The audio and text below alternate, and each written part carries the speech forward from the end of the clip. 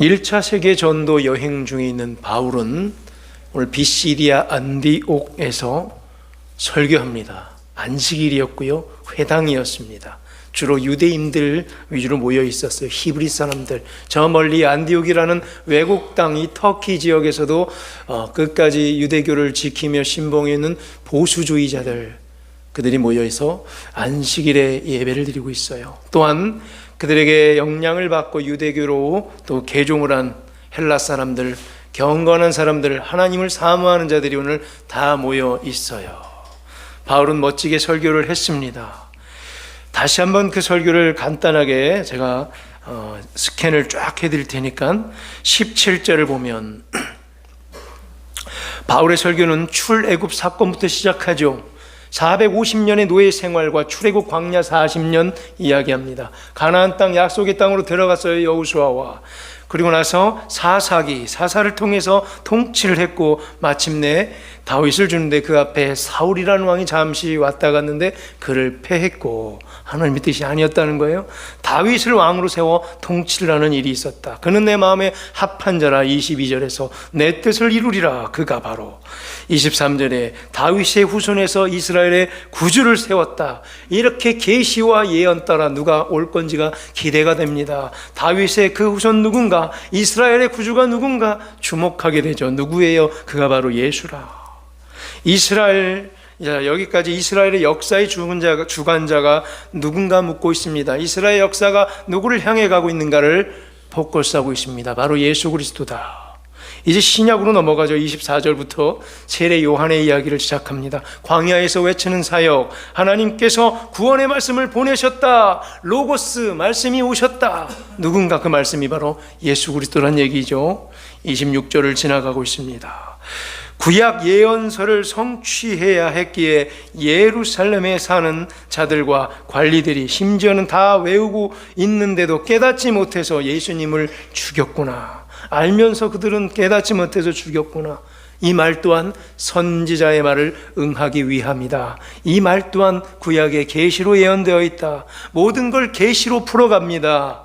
28절 빌라도에 의해 죽임당했고, 29절 이 모든 것은 성경에 기록된 말씀을 이루기 위함이다. 다시 한번 계시를 확인하죠. 이게 바울의 설교예요. 30절 사흘 만에 부활하셨다. 증인들 앞에 보이셨다. 33절 너는 내 아들이라 말씀하신 시편 2절에 너는 내 아들이라 오늘날 내가 너를 낳았도다. 그게 바로 그 예수 그리스도시다. 34절 죽은 자 가운데 일으켜 세우신 분. 유대인들이 믿는 같은 하나님의 속성과 이어갑니다. 구약 내내 믿었던 유대인들의 하나님이 같은 하나님이 지금 우리가 믿고 있는 하나님이다. 그 하나님의 약속의 성취가 예수 그리스도시며 구약의 약속대로 오신 메시아가 바로 예수 그리스도시다. 복음이라는 주제를 갖고 복음의 계시성, 예언성, 그리고 역사를 다 짚어보면서 다 연결이 되고 있음을 쭉 연결을 시키는 연결성, 그리고 하나로 통일되고 있는 통일성을 이루시는, 은혜로 펼쳐가시는 하나님의 통치인데, 거룩한 통치, 뭐로 통치하는, 율법이 아니라, 법이 아니라, 법대로 해가 아니라 뭐로 통치하시는, 은혜로 통치하시는 하나님의 역사를 쫙 설교했습니다. 38절에 보니까 예수 그리스도를 힘입어 죄의 사함을 너희에게 전하고자 설교한다. 핵심이죠. 예수님을 힘입어 죄 사함의 선포가 설교의 핵심 주제가 돼야 된다는 얘기예요. 이게 설교의 주제가 돼야 돼요. 뭐라고요? 예수 그리스도를 힘입어 죄 사함을 전하는 게 늘 매일매일 설교의 주제가 돼야 된다는 거예요. 사람 살려야죠. 그래야 잘 생활한다, 이렇게 생활합시다, 이런 생활 설교가 중요한 것이 아니라 사람 살리는 설교, 죄를 사할 수 있는 설교. 39절 죄사함의 방식은 뭐죠? 믿는 자마다 의롭다 하심의 방식, 원초로 돌아가자. 아브라함이 제일 처음 받았다. 믿음으로, 아브라함이 믿음이 의로 여기는 칭의를 받는 방식으로, 의롭다함을 얻어내는 방식으로 39절에, 그리고 41절에 멸망받지 말고 영접하여 구원을 받으라. 이게 바울의 설교의 핵심이에요. 또 한번 제가 3차례 걸쳐서 반복했습니다. 이 설교 내용 이제 귀에 쏙쏙 들어왔을 겁니다. 자, 이상 바울의 설교 내용 큰 주제는 은혜로 펼쳐가는 하나님의 거룩한 통치였어요. 유대인들 히브리 사람들의 역사를 쫙 관통했죠. 그 역사 가운데 펼쳐지시는 결국 예수 그리스도를 통한 메시아 왕국을 바울은 설교했어요. 은혜가 어떻게 하나님의 거룩한 통치 속에 실질적으로 나타나고 구현되는가를 설교했어요. 은혜가 어떻게 나타나는지를 다윗을 보면 알다고 그랬죠. 하나님께서 합한 자, 이 은혜가 어떻게 통해서 다윗의 후손을 통해서 메시아가 온다는 이런 은혜의 중심으로 설교를 연결시키며 한마디로 예수 그리스도 중심의 설교를 하고 있었어요. 딱 간추려 보면 3가지라고 그랬죠. 계시와 대속과 칭의. 기억나요? 계시와 대속과 칭의. 한 번 더. 계시와 대속과 칭의. 한 번 더. 계시와 대속과 칭의. 되게 중요한 거죠. 가만히 보니까 계시, 대속, 구원론, 칭의. 이거는 우리 신학생들이 학교에서 배우는 엄청난 조직신학의 큰 주제들이에요. 바울이 이거를 그냥 뽕뽕뽕뽕 설교해버리는 거예요. 최초로 바울은 이러한 복음의 설교를 하고 있는 거예요. 예수님의 오심에 대한 예언성과 계시를 강조하고 그랬었어요.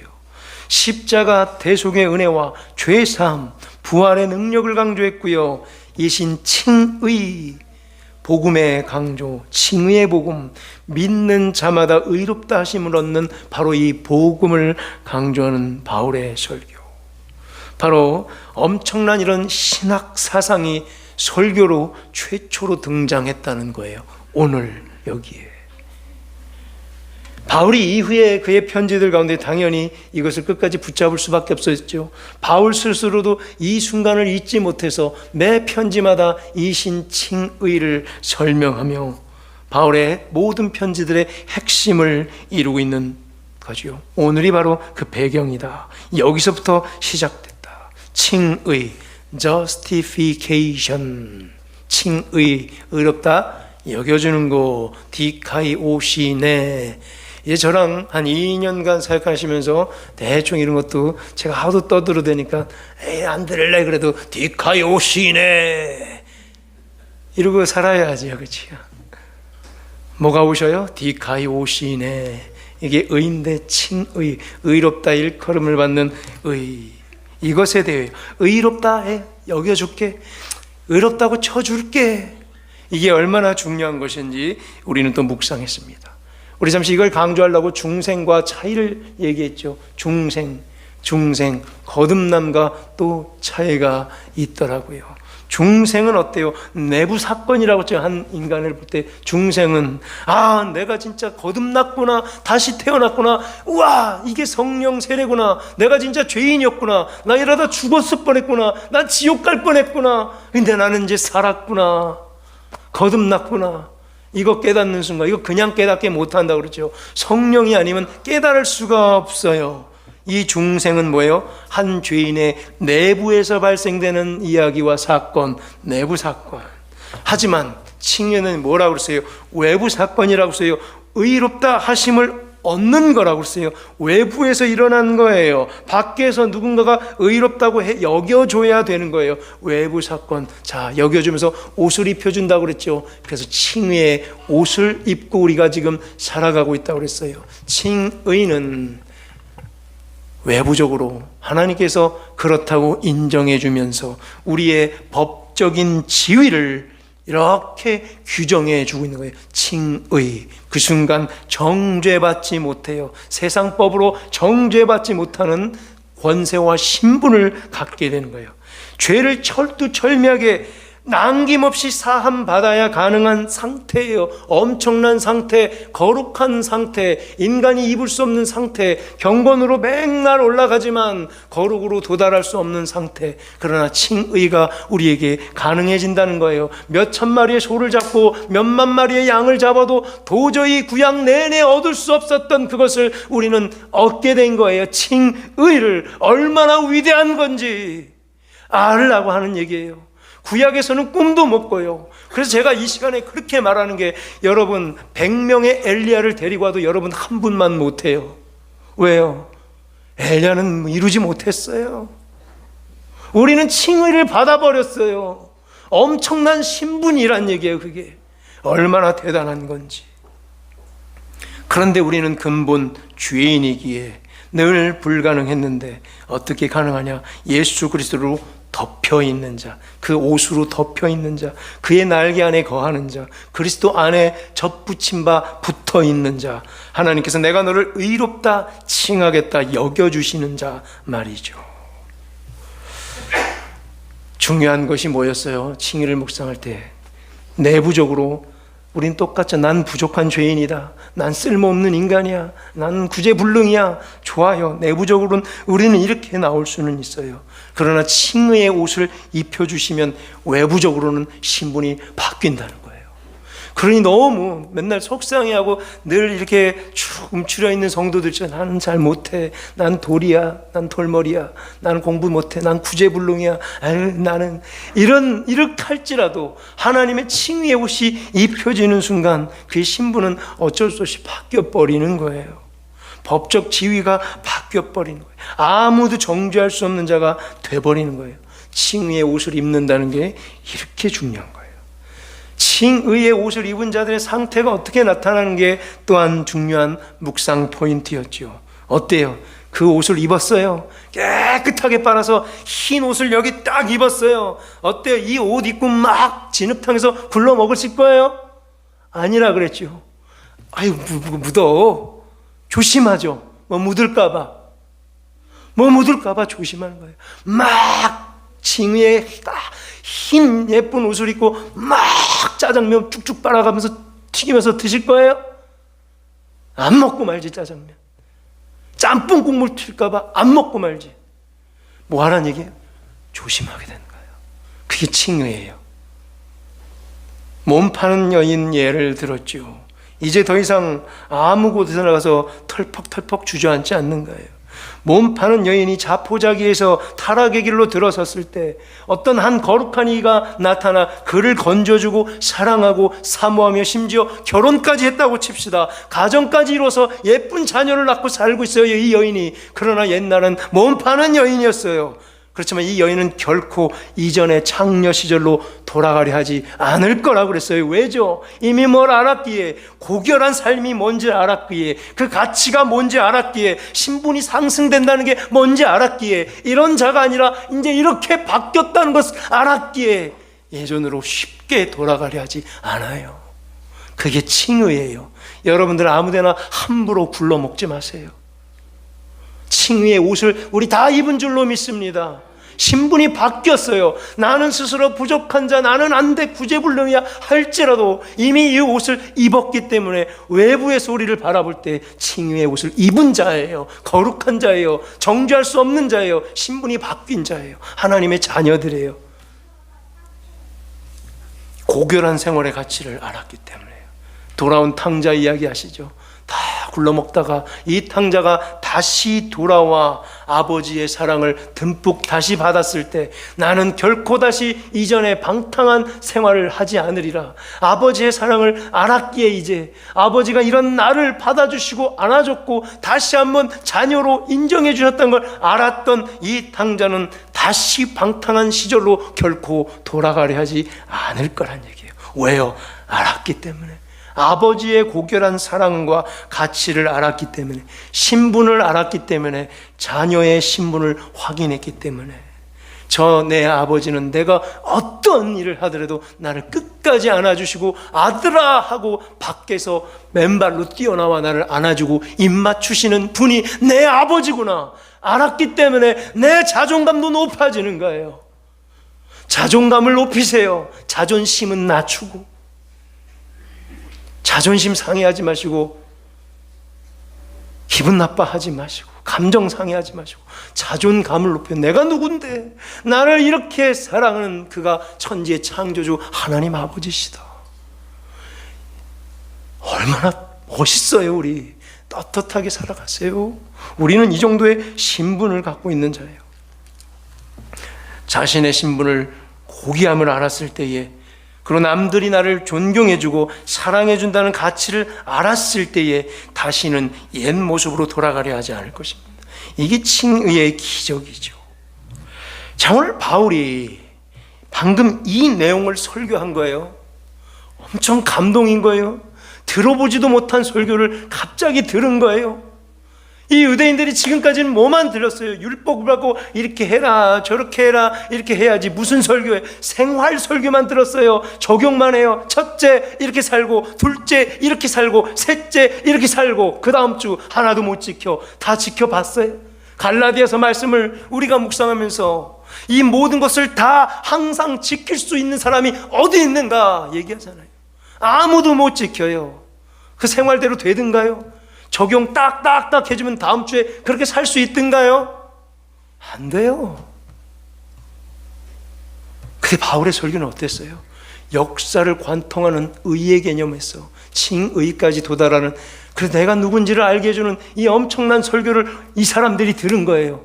이 타지, 터키라는 비시리아 안디옥 지역에 살고 있는, 거기에 있는 유대인들과 거기에 모여있는 또 이방 사람들, 터키 사람들, 현지인들, 비시리아 안디옥 사람들 중에 하나님의 경건한 마음을 갖고 있는 자들이 이 설교를 들어버린 거예요. 반응이 어떻습니까? 보십시다. 오늘 읽은 본문 42절에 보니까 어때요? 바울의 설교를 들은 이 사람들의 반응. 다음 안식일에도 이 말씀을 하라고 요청하고 있습니다. 다음 주도 또 와서 안식일 날 설교해 주세요라고 바울에게 부탁하고 있어요.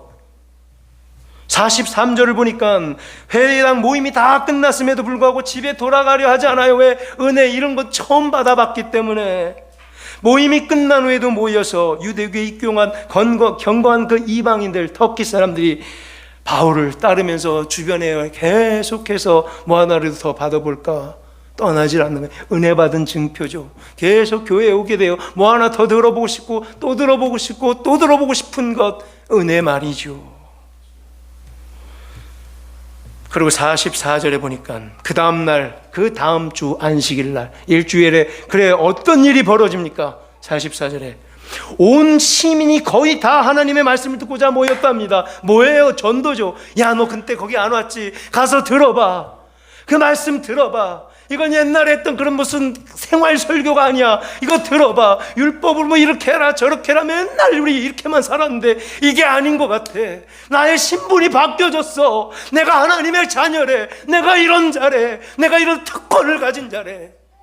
나는 죽으려고 그랬는데 에이 죽일 놈, 에이 썩을 놈, 에이 못난 놈, 에이 구제불능 이렇게만 살았어. 왜? 율법 때문에 이것도 못 지키고 저것도 못 지키고 이것도 안 되고 이렇게 해도 안 되는 나였는데, 내가 칭의를 입은, 하나님의 거룩한 옷을 입은 거룩한 자, 그 누구도 정죄할 수 없는 자래.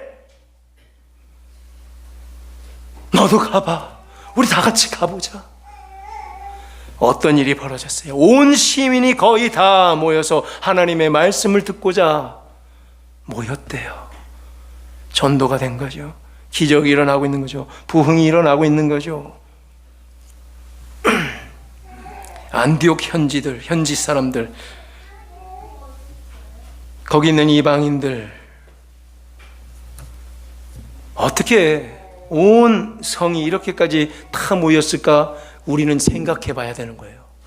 그럼 왜 다 모였을까? 왜 이렇게 깜짝 놀랐을까? 지금까지는 왜 그럼 없었을까? 당연하죠.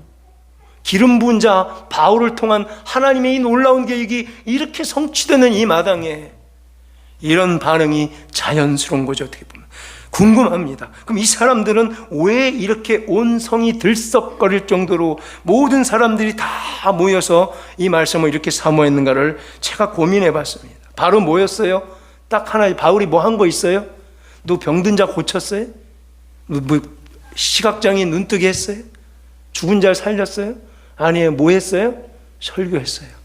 무슨 설교했어요? 딱딱한 조직신학, 신학적 설교했다고 그랬죠.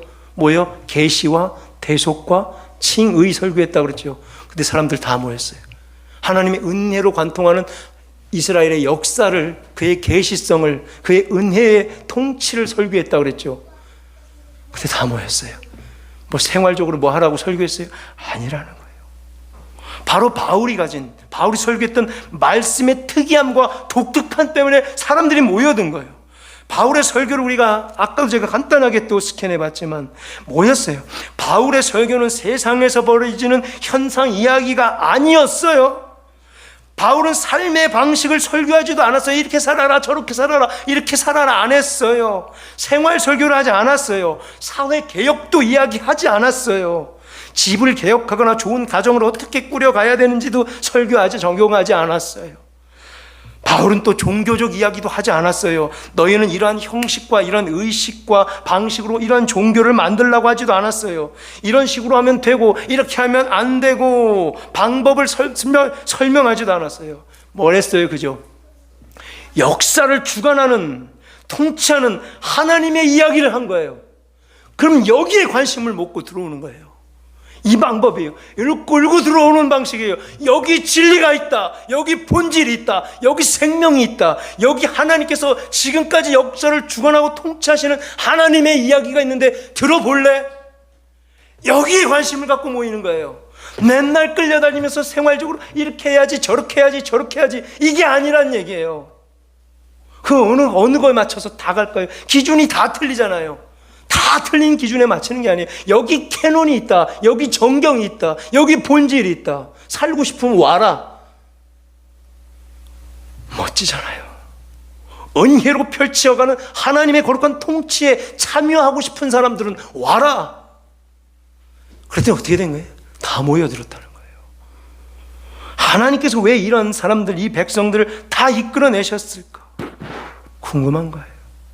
그들은 이제 듣는 거예요. 아, 모세 때 왜 이집트에 속박되어 있던 그 백성들을 하나님께서 이끌어내셨는가?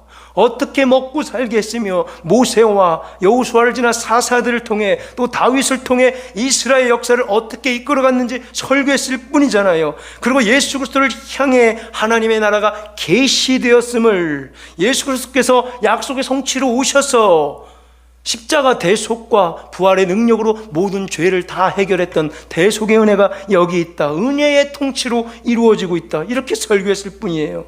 바울은 방법론을 한 번도 설교하지 않았어요. 현상을 설교하지 않았어요. 예배당은 어떻게 만들어야 되고 거기 어떤 모양으로 만들어 예배를 드려야 되고 어떻게 기도를 해야 되고 기도를 오랫동안 하려면 어떻게 해야 되는지 이런 종교적 테크닉을 설교하지 않았어요. 너희는 얼마나 기도를 많이 해야 되고 어떻게 예배당을 지어야 한다는 이런 이야기도 없어요. 어떤 예식, 어떤 의식 취한단 말도 없어요. 그럼 거꾸로 뭐였죠? 유대교는 지금까지 이런 것만 했단 얘기예요. 유대교는 이런 것만 하고 있었어요. 지금까지.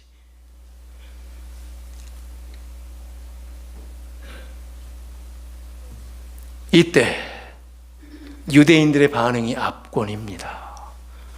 사람들이 바울 다음 주에 또 와서 설교해 주세요. 끝난 다음에도 바울 뭐 더 없나 주변에 어슬렁거리고 떠나지 못하는 이걸 보고 유대인들은 기뻤을까요? 정통 유대인들 기뻤을까요? 그리고 다음 주에 보니까 그냥 온 성에 있는 모든 사람들이 다 모여서 바울의 설교를 들으려고 모여있는 이 사람들 보고 그 회당에 있던 유대교 종교 지도자들은 어땠을까요? 기뻐했을까요?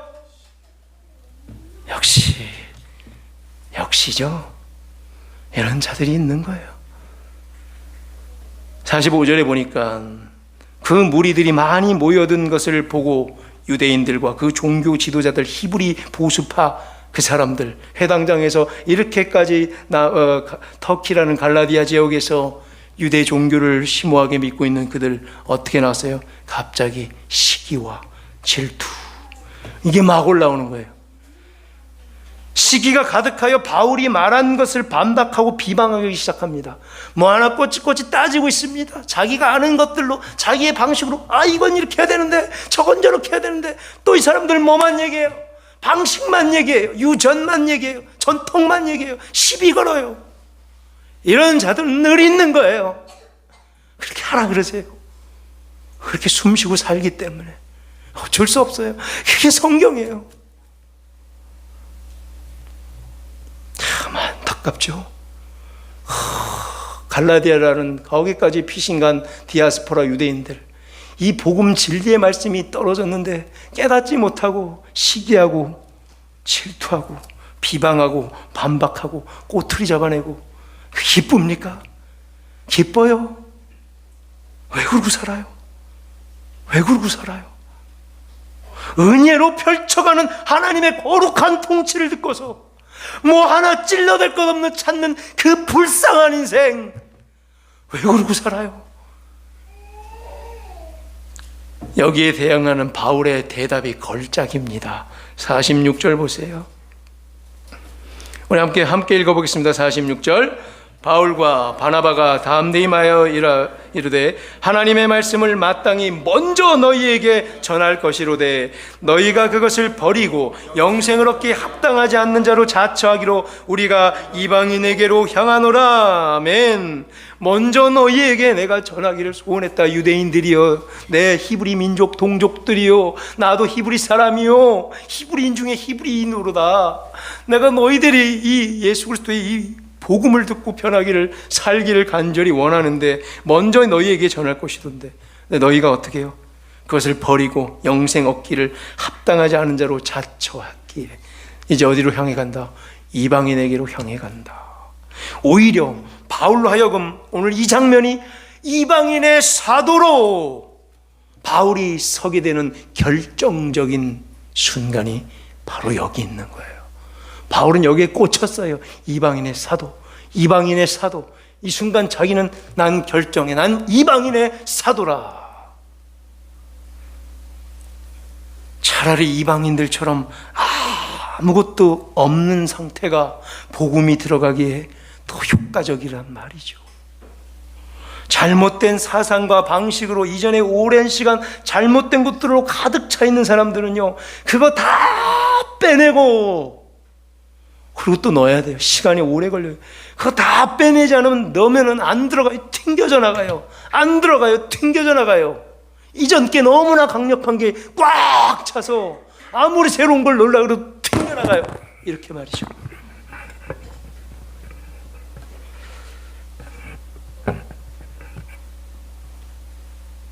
이방인의 사도가 되려는 바울의 결단을 더욱 확고하게 만드는 성경 구절을 바울은 하나를 선포합니다. 이사야 49장 6절을 인용하며 말씀으로 자기 스스로 나는 이방인의 사도가 되겠다. 이방인의 빛으로 하나님께서 나를 삼았구나. 여기 이 이방인들의 현상을 보면 알겠구나. 유대인들은 내 설교를 듣고 이렇게 배척하는데 이방인들은 온 무리가 모여 살기를 갈급하는구나. 이것을 깨닫고 나는 이방인의 빛이 되어야겠구나. 이 말씀이 떠올라 바울은 바로 이사야 49장 6절을 선포하며 인용합니다. 우리가 읽었던 47절입니다. 주께서 이같이 우리에게 명령하시되, 여기 우리는 사도 바울 자신이었겠죠. 내가 너를 이방의 빛으로 삼아 너를 땅끝까지 구원하게 하리라. 너로 땅끝까지 구원하게 하리라 하셨느니라 하니, 이사야를 통하여 이 말씀을 하셨다 하니 바울은 뭐야?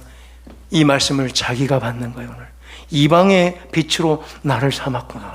나로 하여금 땅끝까지 구원하게 하리라. 이 말씀 바로 나에게 주시는 말씀이구나. 구약 성경 이사야 49장 6절이 누굴 향한 말씀인가 했더니 이 말씀이 바로 나를 향한 말씀이었구나.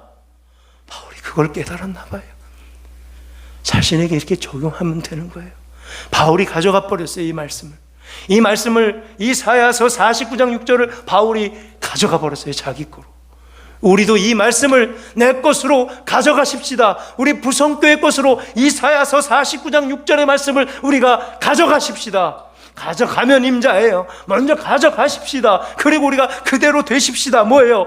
하나님께서 이르시되 내가 너 부성교회를 이방의 빛으로 삼아 너로 땅끝까지 구원하게 하리라. 아멘. 이 명령 받겠습니다. 아멘 하며 우리 이제 이방의 빛으로 사도 바울이 봤던 그 시각과 사도 바울이 걸었던 그 걸음을 한번 되뇌어 보는 것은 어떤지요. 이후에 우리 사도행전을 계속 묵상하면서 그의 2차 세계 선교 여행, 3차 선교 여행을 또 되짚어 보면서 우리의 갈 바들을 정했으면 좋겠습니다. 바울은 바로 이거예요. 이 말씀을 자기를 향한 말씀으로, 하나님의 계획을 자기를 향한 계획으로, 하나님의 계획이 자기를 향하고 있다는 것을 알고 깨닫고 움직이고 변화받고 쓰임받은 자예요. 우리는 그렇게 돼야 돼요. 말씀이 떨어질 때 나를 위한 말씀이구나, 내가 이 말씀 받겠사오니 나를 사용하여 주시옵소서, 이렇게 준비된 귀한 성도들 되기를 축원합니다. 이방인의 성도가 바로, 이방인의 사도가 바로 너다 바울. 그게 바로 나구나. 그리고 기적이 일어납니다. 48절. 이방인들이 어때요? 이 말을 듣고 다들 기뻐합니다. 이방인들도 인정합니다. 모두 다 듣고 기뻐합니다. 그리고 하나님의 말씀을 찬송합니다. 그리고 예정된 영생주기로 작정된 자들은 어떻게 써요? 오늘 이 말씀도 다 믿더라. 기적이 일어나는 거예요. 예정된 자들, 작정된 자들은 다 믿더라. 우리 가서 뿌려야 돼요. 어디 하나님께서 작정해 놓으시고 예정해 놓은 사람이 있는지 몰라요. 가서 뿌려야 돼요. 마구 뿌려야 돼요. 선포해야 돼요. 그들이 다 믿더라. 그 장면에 우리도 쓰임 받아야 되는 거예요. 그래서 49절에 어떤 일이 벌어져요? 주의 말씀이 그 지방에 두루 퍼지더라. 갈라디아 지역에, 비시디아 안디옥 지역에 두루 주의 말씀이 퍼지는 기적의 복음 행진이 시작되는 거예요. 이 바울의 오늘 설교가 얼마나 위대한 설교인지 우리는 오늘까지 봤습니다. 상황을 보지 않고 본질만 보는 바울의 설교를 우리도 깊숙이 묵상해 보십시다.